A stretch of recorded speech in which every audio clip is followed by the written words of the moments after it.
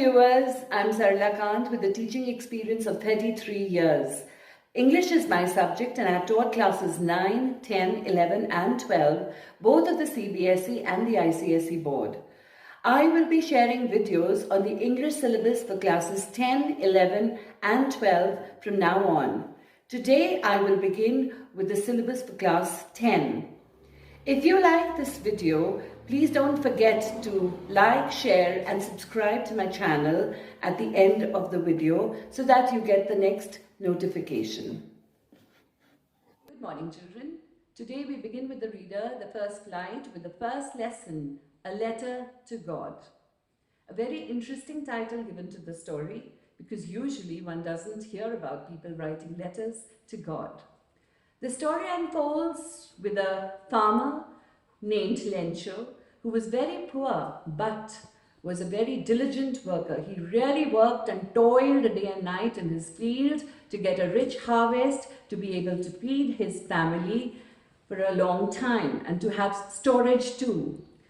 So as the story opens, we see the farmer looking at his fields and looking at the rich crop that had grown, and he felt very pleased because, for a farmer, his fields and crops have a very intimate relationship. So he took great pride in the crop and was very happy. And he was even happier to see the clouds as they were expecting rain, which would be very conducive to his crops. Conducive means favorable for his crops. So as it began to rain, he saw the huge drops of rain, which he compared to 10 cents, and the smaller drops of rain, which he compared to 5 cents. The idea of the raindrops being compared to money was the idea of the rich harvest bringing him a profitable amount with which he could sustain his family. As he came in, he noticed later on that the gentle rain turned into a devastating hailstorm. It was shocking because his rich harvest was ruined, his field lay destroyed. And he even comments that the thunderstorm had done so much of damage that even locusts would have left behind something. Locusts are pests that come in swarms and they destroy crop in a very, very ugly manner. So when he saw his crops in that manner, he was shattered. All his dreams about having a rich harvest, a rich crop, feeding his family went down the drain. He went inside. The whole night he spent in great sorrow, thinking of what he would do, how he would manage with his family. As he lay awake in his bed, a thought struck him. This man had implicit faith in God. Implicit faith, indomitable faith, which nobody could shake. And this faith in God that he had made him positive. And he believed that God would definitely help him if he asked him for help. The next morning, he woke up and he wrote a letter to God. And he went to the post office. On the envelope, he wrote to God. And the content of the letters was, he asked God for financial help of 100 pesos. Pesos is a currency used in Latin American countries. He posted the letter in the mailbox, waiting for a reply. The postman came out and took the letters and was very amused to see this letter, which was addressed to God, and began to laugh heartily.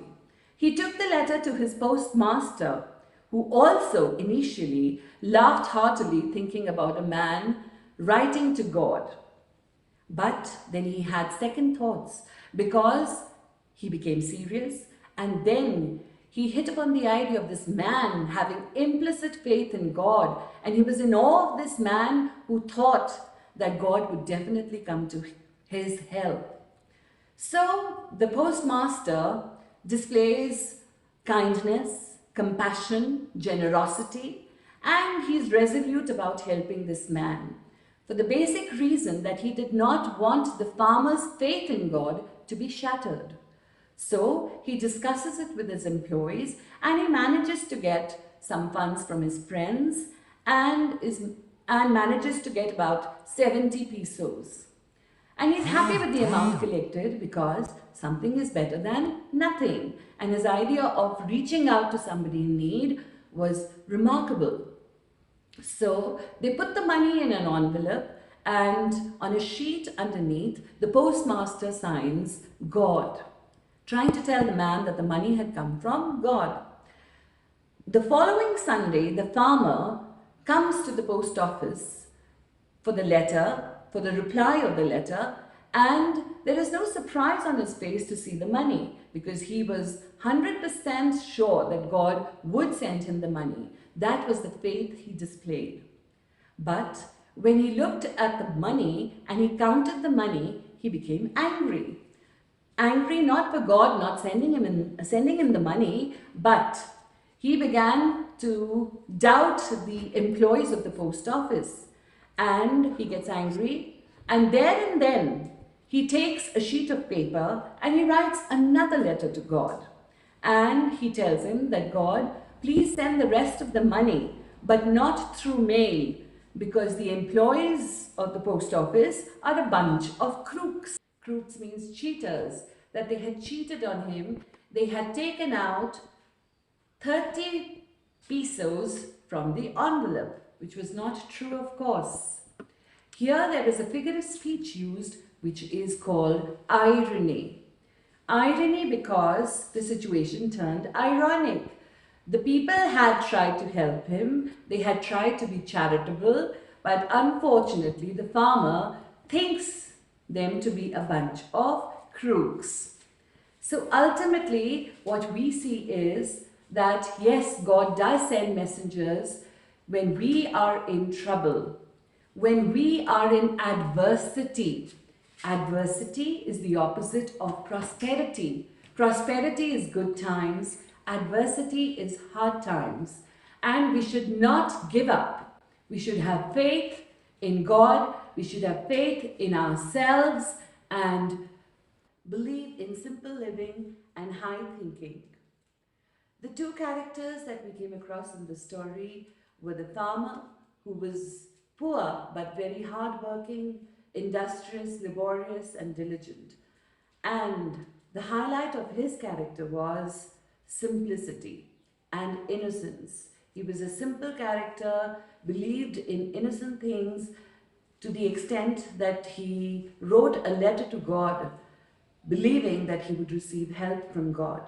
The other character was the postmaster, who behaved like a philanthropist, thinking about the good of others. So we should also believe in reaching out to people who are in need and not make fun of poor people who are going through a tough time or who are at our mercy. We should be helpful, kind, compassionate, and reach out to the needy.